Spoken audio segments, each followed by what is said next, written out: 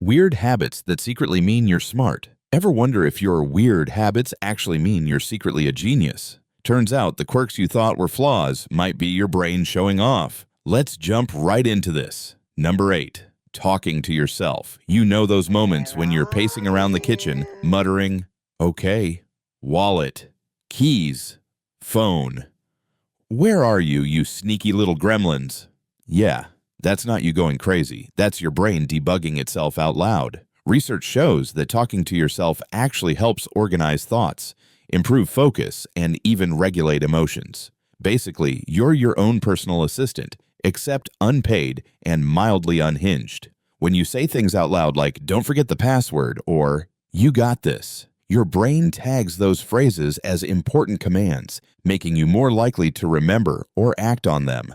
It's kind of like giving Siri commands, except Siri doesn't judge you for whispering, "You can do this," before answering an email. Athletes do it all the time. They call it self-talk. You call it narrating your breakdown. But here's the twist. People who talk to themselves often have higher levels of metacognition. That's a fancy word for thinking about how you think. In short, you're more self-aware, more reflective, and way better at controlling your mental chaos than people who keep everything bottled up. So next time someone catches you having a full-blown conversation with yourself, just tell them you're in a meeting with upper management. Number 7. Overthinking everything. Everyone loves to say, "You think too much." But maybe, just maybe, that's because your brain is doing overtime in the logic factory. Overthinking is basically your mind trying to run 32 Google Chrome tabs on a 2009 laptop. It's exhausting. But it also means your brain is wired for pattern recognition. You're constantly analyzing, predicting, simulating outcomes, traits linked to high analytical intelligence. The same mental hamster wheel that keeps you up at 3 a.m. worrying about that one awkward text also helps you anticipate problems and craft creative solutions before anyone else even realizes there is a problem. Sure, it can feel like a curse. You can't just relax. You're too busy thinking about the consequences of relaxing. But think of it this way. You're the kind of person who reads the fine print and the terms of service before clicking, "I agree."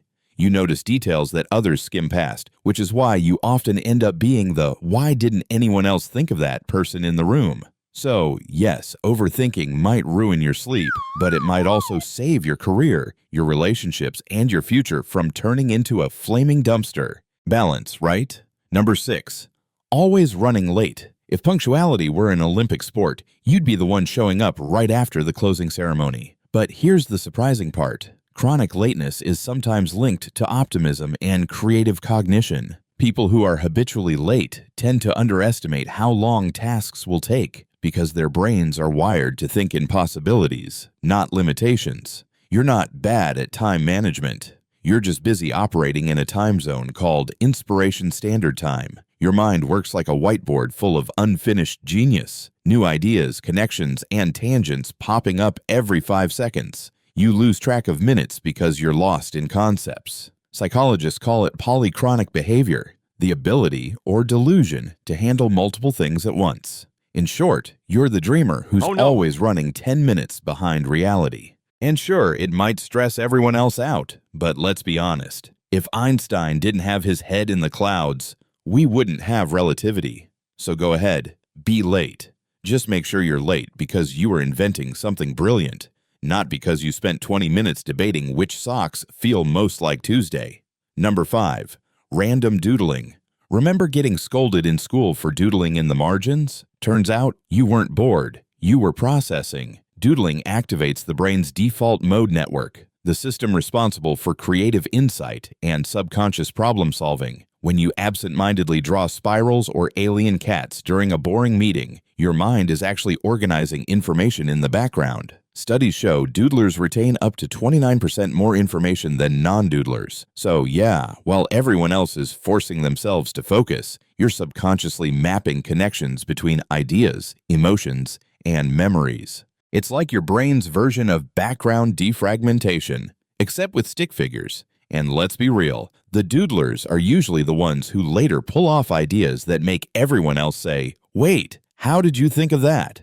Simple. You let your mind wander, and it found treasure. Number 4. Daydreaming too much. You know that feeling when you're in a meeting, staring at a spreadsheet, and suddenly you're imagining yourself as a detective in the 1920s solving a jazz club murder? Congratulations, you're daydreaming, and that's secretly one of the brain's favorite productivity hacks. Daydreaming used to have a bad reputation, like a lazy cousin of thinking, but psychologists now call it constructive internal reflection. In plain English, it's how your brain plays with possibilities. When you drift off, your mind is actually running creative simulations, testing ideas, and solving problems without you even realizing it. Einstein came up with the theory of relativity while imagining chasing a beam of light. That's basically daydreaming on steroids. The part of your brain that activates when you're lost in thought, the default mode network, is the same area tied to creativity, memory, and emotional intelligence. So when someone says, "Get your head out of the clouds," they're basically saying, stop inventing things that might change the world. Keep daydreaming. Just maybe don't do it while driving or operating heavy machinery, unless your fantasy involves apologizing to a forklift. Number 3. Sarcastic humor. If you're fluent in sarcasm, congratulations. You're speaking the language of mental gymnasts. Sarcasm requires your brain to process multiple layers of meaning at once. What's said, what's meant, and how it lands socially. That's a lot of mental juggling for one snarky punchline. Studies from Harvard and Columbia found that people who use sarcasm frequently score higher on creativity tests. Why? Because sarcasm forces both the speaker and the listener to think abstractly. You're basically flexing your brain's irony muscles. Think about it. When you say, "Oh great, another Monday," your brain is interpreting emotional context, tone, and social cues in milliseconds. That's mental parkour. Sarcasm also acts as a pressure valve. Smart people often feel frustrated with nonsense, and sarcasm becomes their way of turning annoyance into comedy. It's emotional judo, turning irritation into irony. Number 2. Forgetting why you walked into a room. You ever walk into a room and instantly forget why you're there? Like your brain just alt-tabbed to another dimension. Turns out, that's not stupidity. That's cognitive efficiency. It's called the doorway effect. When you pass through a doorway, your brain literally resets part of its short-term memory to prepare for new information. It's the mental equivalent of opening a new browser tab. So when you walk into the kitchen and think, "Why am I here?" your brain's actually just clearing the cache for the next task. People with strong pattern recognition and situational awareness experience this more often because their minds are quick to reset environments. You're subconsciously preparing for new context, not losing thoughts. Basically, your brain's not broken. It's just too good at scene changes. You're living life like it's a movie, complete with quick cuts and location resets. Number 1. Arguing with yourself. Ever have a full-blown debate in your head, one voice saying, "Do it," and the other going, "Don't you dare"? Don't worry, you're not losing it. You're actually displaying advanced cognitive processing. Arguing with yourself, what psychologists call internal dialogue, helps you evaluate different perspectives, predict consequences, and regulate emotion before making decisions. Basically, your brain runs simulations like a courtroom drama starring you. This mental back and forth shows high levels of executive function, the ability to hold conflicting ideas and reason through them without panicking. It's why smart people often seem indecisive. They're not confused, they're just doing mental due diligence. Think of it as your brain holding a board meeting. One part is the CEO, let's take the risk.